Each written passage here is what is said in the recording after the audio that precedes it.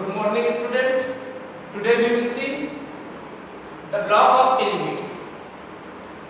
Block of element इसे study करने के लिए, इसे समझने के लिए हमें ऑर्बिटल इलेक्ट्रॉनिक कॉन्फ़िगरेशन को समझना है।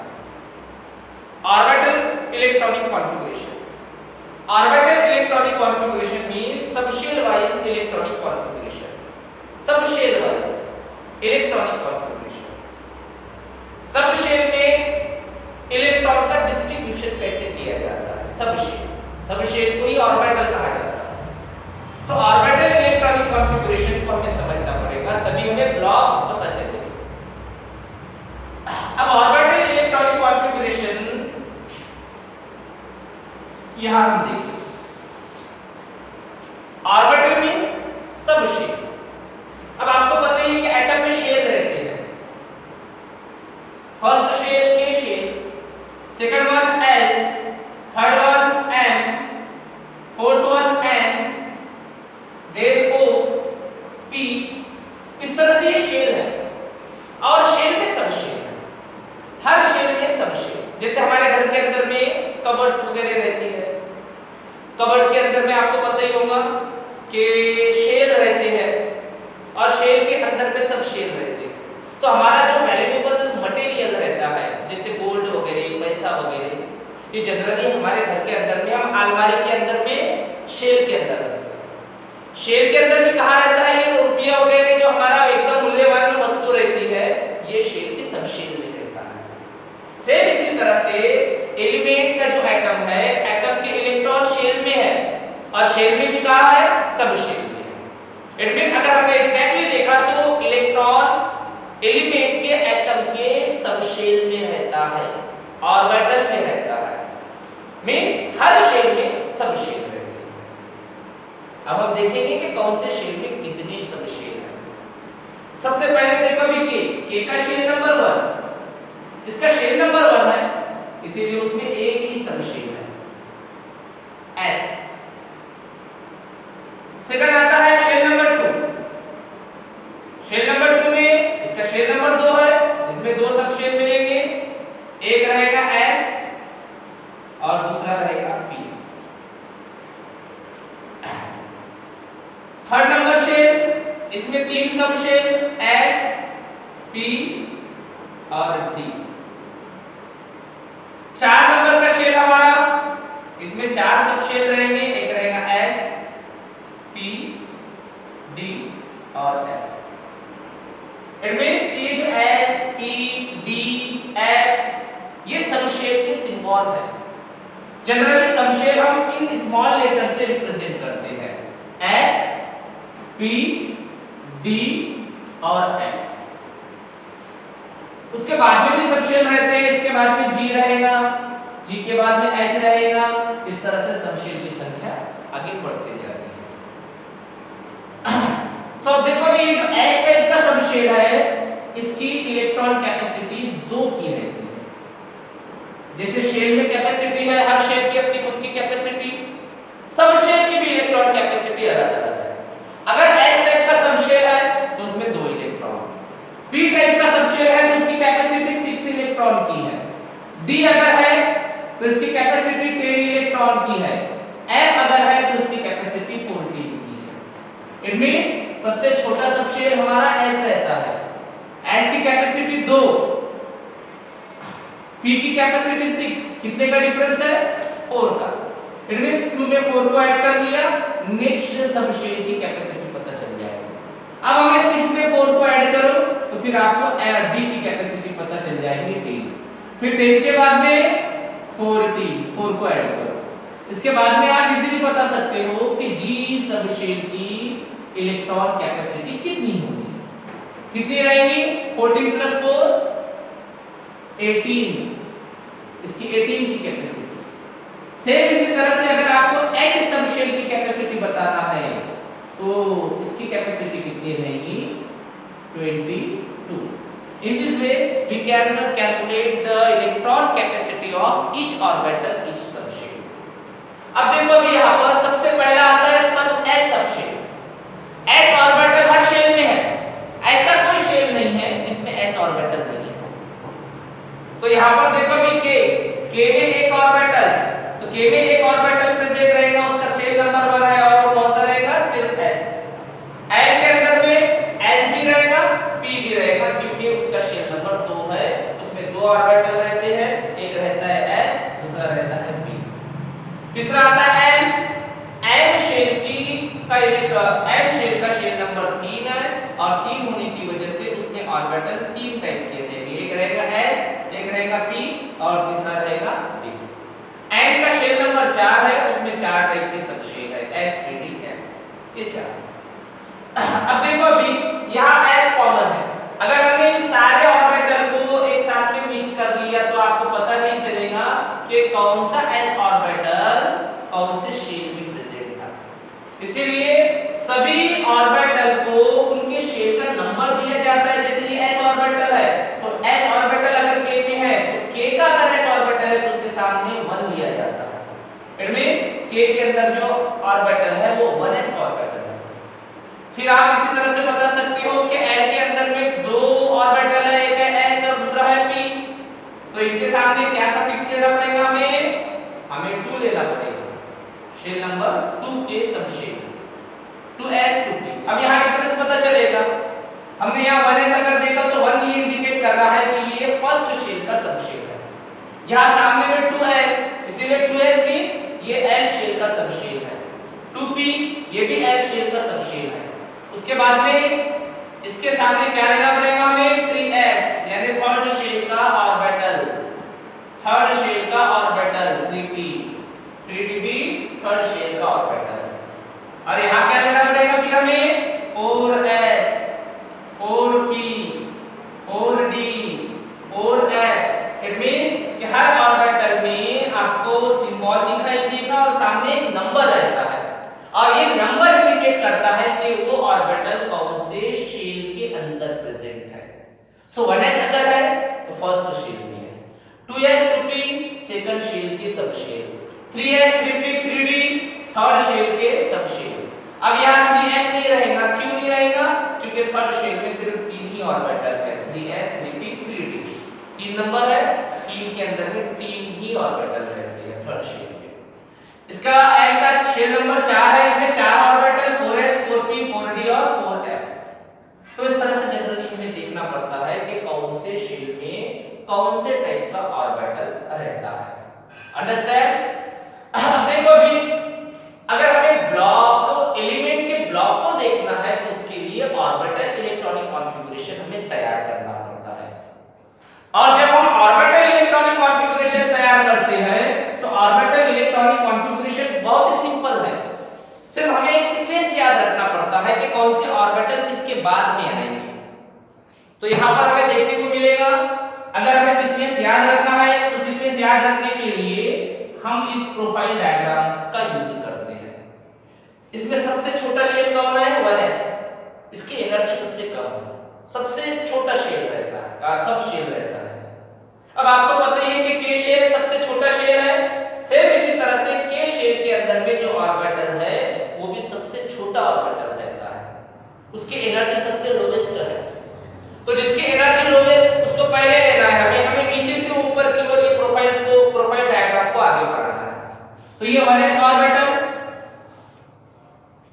फिर ऊपर जाओ उससे हाई एनर्जी 2s ऑर्बिटल की,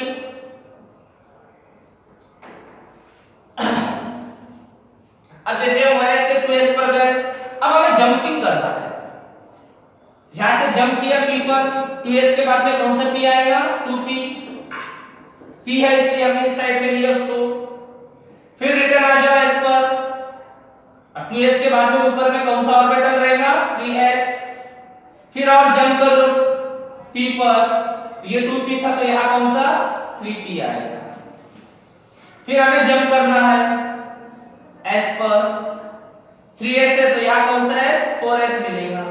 अब जैसे हमने 2 बार p पर जंप किया, ऐसे ही 2 बार d पर जंप करना है।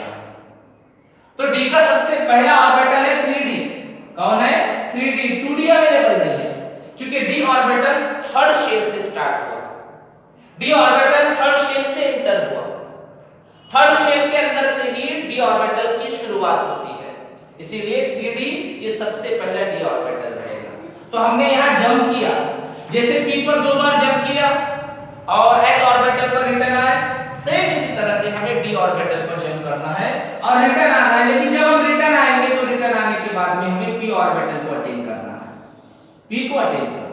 जब रिटर्न आएंगे तो p मिलेगा, 3p के बाद में 4p, फिर रिटर्न आओ यहाँ 5s, अगेन जंप करो 2 बार, एक बार 3d पर जंप किया इससे और एक बार अभी 4d पर जंप किया। फिर जब रिटर्न आएंगे तो रिटर्न आने के बाद में हमें p को अटेन करना है 4p, then we reaches to the 6s। 2 बार p पर जंपिंग हो गई, 2 बार d पर जंप किया, अब हमें 2 बार f पर जंप करना पड़ेगा। तो हमें f ऑर्बिटल, तो f ऑर्बिटल कौन से शेल में मिलेंगे, 4f से मिलेंगे, चौथे शेल से मिलेंगे। तो सबसे पहला f ऑर्बिटल 4f रहता है, इसीलिए हम 4f। अब जब रिटर्न आएंगे तो पहले d को अटेन करो 5d, फिर p मिलेगा 6p, फिर s मिलेगा 7s, फिर और जंप करो 5f, फिर रिटर्न आओगे तो 6d, फिर रिटर्न आओगे तो 7p, again we reach to 8s। बस इतने में हमारा इलेक्ट्रॉनिक कॉन्फ़िगरेशन कंप्लीट हो जाएगा। लेकिन सपोज अगर अभी हमें इसके आगे बढ़ना है, अभी तो एलिमेंट इतने में कंप्लीट हो जाएंगे, लेकिन इसके बाद में अगर हमें बढ़ना है तो उसके बाद में जैसे f पर जंपिंग किया वैसे g पर जंपिंग करना पड़ेगा। अंडरस्टैंड? तो ऐसी कंडीशन रहेगी। फिलहाल देखो अभी ये सीक्वेंस यहां से मिल रहा है इस डायग्राम से, तो अब देखो इस सीक्वेंस को हम कैसे तैयार करेंगे। सबसे पहले कौन सा ऑर्बिटल पर थे हम, 1s पर, 1s, उसके बाद में 2s, 2s से 2p, 2p के बाद 3s, फिर 3s के बाद में 3p, 3p के बाद में 4s, 4s, 4s के बाद 3d, 3d के बाद में 4p, 4p के बाद 5s, 5s के बाद में 4d, उसके बाद में 5p, 5p के बाद 6s।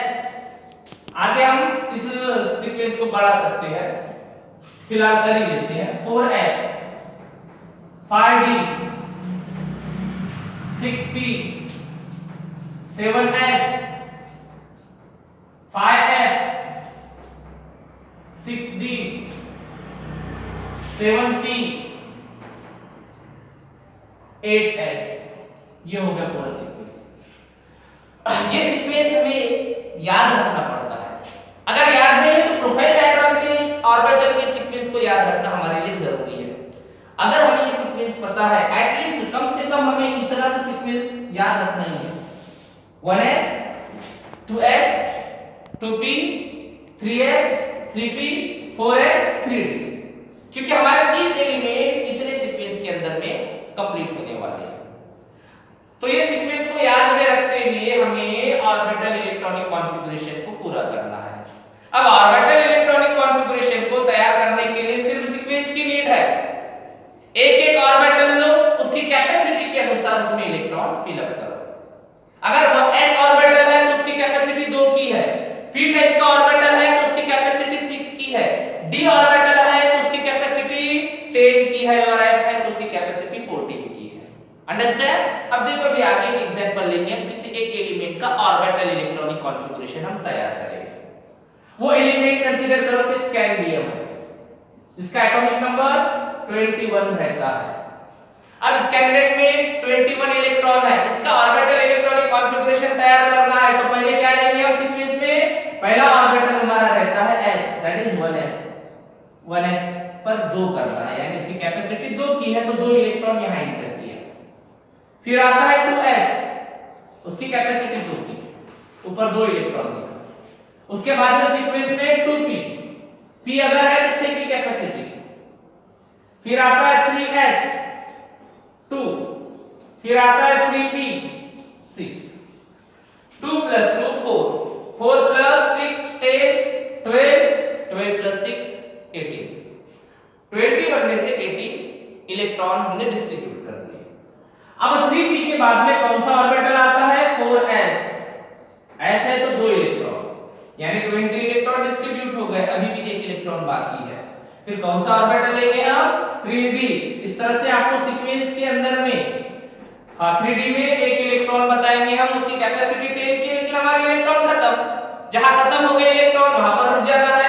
इट मींस इतना सिंपल है। तो इसका इलेक्ट्रॉनिक कॉन्फ़िगरेशन क्या हो जाएगा? 1s2 2s2 2p6 3s2 3p6 4s2 3d1 is the electronic configuration of this element scandium. इसको ऑर्बिटल इलेक्ट्रॉनिक कॉन्फ़िगरेशन बोला जाता है। अंडरस्टैंड? तो इस तरह से बहुत ही सिंपल है। अगर हमने कार्बन देखा तो कार्बन का एटॉमिक नंबर 6 रहता है, आप सभी को पता है। इसका इलेक्ट्रॉनिक कॉन्फ़िगरेशन कैसा रहेगा ऑर्बिटल में? 1s2 2s2 2p2, 2 electron 1s में, 2 इलेक्ट्रॉन 2s में। हमने s में 2 ही इलेक्ट्रॉन क्यों लिया? क्योंकि s की कैपेसिटी 2 की है, p की कैपेसिटी 6 की रहती है। तो देखो यहाँ 2 2 4, यहाँ 6 नहीं, यहाँ कितने? 2 इलेक्ट्रॉन 2p2, क्योंकि कैपेसिटी p की 6 है, लेकिन हमारे इलेक्ट्रॉन खत्म हो जाएंगे। तो इस तरह से हमने 6 इलेक्ट्रॉन कार्बन के 1s1 1s2 2s2 और 2p2 इस तरह से इलेक्ट्रॉनिक कॉन्फ़िगरेशन हमें तैयार करना पड़ता है। अब इस electronic configuration, orbital electronic configuration अगर आपको पता है तो आप एलिमेंट का ब्लॉक बता सकते हो। तो ब्लॉक टाइप पर डिपेंड है। ब्लॉक में हमें देखना पड़ता है कि एलिमेंट का लास्ट ऑर्बिटल कौन सा है। एलिमेंट के इलेक्ट्रॉनिक कॉन्फ़िगरेशन में लास्ट ऑर्बिटल कौन सा है? क्या वो s है? अगर s है तो उस एलिमेंट को s ब्लॉक एलिमेंट बोला जाता है। क्या वो p है? लास्ट ऑर्बिटल p अगर रहेगा तो उस एलिमेंट को क्या कहेंगे हम? p block element. जैसे कार्बन, कार्बन का सबसे लास्ट ऑर्बिटल कौन सा मिल रहा है? p मिल रहा है, 2p p है, इसलिए p ब्लॉक एलिमेंट। स्कैंडियम का लास्ट ऑर्बिटल d है, इसलिए ये d ब्लॉक एलिमेंट। किसी में f ब्लॉक मिलेगा तो उसको f ब्लॉक एलिमेंट बोलेंगे, और किसी का लास्ट ऑर्बिटल फिर क्या रह सकता है? s रह सकता है, d रह सकता है, p। तो जैसा ब्लॉक लास्ट का मिल रहा, अगर s मिल रहा लास्ट का ऑर्बिटल तो s ब्लॉक, p मिल रहा है last orbital p block, d मिल रहा है लास्ट ऑर्बिटल एलिमेंट को d ब्लॉक एलिमेंट बोलेंगे, और अगर लास्ट का ऑर्बिटल f मिल रहा है तो उस एलिमेंट को f ब्लॉक एलिमेंट के नाम से जाना जाता है। तो स्कैंडियम कौन से ब्लॉक के अंदर है? d ब्लॉक, उसका लास्ट ऑर्बिटल d है, 3d। लास्ट ऑर्बिटल में 1 इलेक्ट्रॉन अवेलेबल है, तो इलेक्ट्रॉन होना चाहिए ऑर्बिटल में। अगर इलेक्ट्रॉन 0 है तो वो उसका लास्ट ऑर्बिटल नहीं रहेगा। अंडरस्टैंड? तो जहां तक उसके इलेक्ट्रॉन जा रहे हैं तो आखिरी इलेक्ट्रॉन जिस ब्लॉक के अंदर में रहेगा एलिमेंट वो ब्लॉक का रहता है। तो स्कैंडियम d ब्लॉक एलिमेंट है, कार्बन p ब्लॉक एलिमेंट है। इस तरह से हमें ब्लॉक को डिसाइड करना पड़ता है। Understand? So I am repeating again, block of element हमें स्टडी करना था, जो हमारे टेबल के कॉलम लास्ट के पहले वाली कॉलम है। ये कॉलम के अंदर में हमें एलिमेंट का ब्लॉक बताना है। तो ऑर्बिटल इलेक्ट्रॉनिक कॉन्फ़िगरेशन उसके लिए हमें पता रहना चाहिए। ऑर्बिटल इलेक्ट्रॉनिक कॉन्फ़िगरेशन के लिए हमें कौन से शेल में कितने ऑर्बिटल रहते हैं, कैसे रहते हैं, वो समझना जरूरी था। और हर ऑर्बिटल की कैपेसिटी आपको याद रखना है। s की कैपेसिटी 2, p की 6, d की 10, f की 40, और फिर सीक्वेंस याद रखना पड़ता है। तो देखो अभी यहाँ हमने शेल देखा है, कौन से शेल में कौन सा ऑर्बिटल है वो भी देखा। k में 1s ऑर्बिटल, l में 2s और 2p से 2 ऑर्बिटल है, m में 3s 3p 3d, n में 4s 4p 4d और 4m ऑर्बिटल। तो कितने ऑर्बिटल कौन से शेल में रहते हैं ये उस शेल का शेल नंबर बताता है। शेल नंबर 1 एक ही ऑर्बिटल, शेल नंबर 4 4 ऑर्बिटल। कौन कौन से? 4s 4p 4d और 4f। अंडरस्टैंड? अब हमने यहाँ सीक्वेंस देखा है ऑर्बिटल का, तो ऑर्बिटल का सीक्वेंस याद रखने के लिए हमें इस प्रोफाइल डायग्राम का यूज करना पड़ता है। इसमें सबसे छोटा ऑर्बिटल पहले आता है, तो पहले छोटे ऑर्बिटल में इलेक्ट्रॉन एंटर करना पड़ता है, फिर उससे बड़े ऑर्बिटल में, फिर उससे बड़ा। तो कौन है सबसे छोटा? 1s orbital. उससे बड़ा ऑर्बिटल कौन है? 2s। तो जब भी आप ऑर्बिटल इलेक्ट्रॉनिक कॉन्फ़िगरेशन तैयार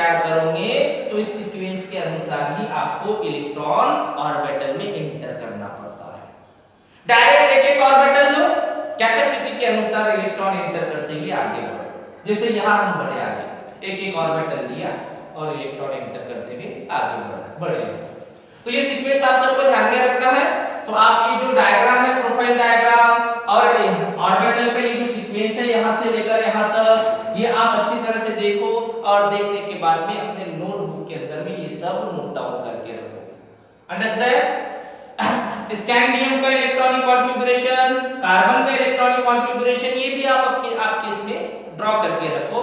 और बाद में हमारे बाकी के जितने भी एलिमेंट है, दो एलिमेंट यहाँ दिख रहे हैं, बाकी के जो एलिमेंट है इन एलिमेंट का ब्लॉक डिसाइड करो आप, ऑर्बिटल इलेक्ट्रॉनिक कॉन्फ़िगरेशन तैयार करो और तैयार करने के बाद में हर एक एलिमेंट का ब्लॉक आइडेंटिफाई करो। सिर्फ आपको ध्यान में रखना है कि हाइड्रोजन ये s ब्लॉक एलिमेंट है और जो हीलियम है, हीलियम का लास्ट ऑर्बिटल आपको 1s मिलेगा, 1s2 इस तरह से इसका ऑर्बिटल इलेक्ट्रॉनिक कॉन्फ़िगरेशन रहेगा। बट हीलियम 1s मींस ये s ब्लॉक के अंदर में दिखाई देगा आपको, बट हीलियम के लिए और हाइड्रोजन के लिए हमारे ये सारे रूल फॉलो नहीं होते, इसीलिए हमें इनका ब्लॉक वगैरह सब याद रखना पड़ता है। हीलियम p ब्लॉक के अंदर में रखा गया है क्योंकि वो इनर्ट एलिमेंट है। अंडरस्टैंड? तो आपको ध्यान में रखना है कि हीलियम में s ऑर्बिटल मिलेगा, लेकिन s ऑर्बिटल रहने के बाद में भी वो p ब्लॉक के अंदर में है। तो हमारे रूल हाइड्रोजन और हीलियम के लिए फॉलो नहीं होते क्योंकि ये डुप्लेट को कैरी करने वाले एलिमेंट है, इनका एटम डुप्लेट को कैरी करता है, इनका लास्ट शेल k है और जिनका लास्ट शेल k रहता है उनके लिए ना वैलेंसी वाले रूल फॉलो होते हैं और ना ही हमारे ये ब्लॉक वाली इंफॉर्मेशन फॉलो होती है। तो ये दो एलिमेंट आपको ध्यान में रखना है। हाइड्रोजन तो ब्लॉक s उसका 1s ही रहेगा, s ब्लॉक के अंदर ही है, बट हीलियम इसका लास्ट ऑर्बिटल s रहने के बाद में भी वो p ब्लॉक के अंदर में प्रेजेंट है।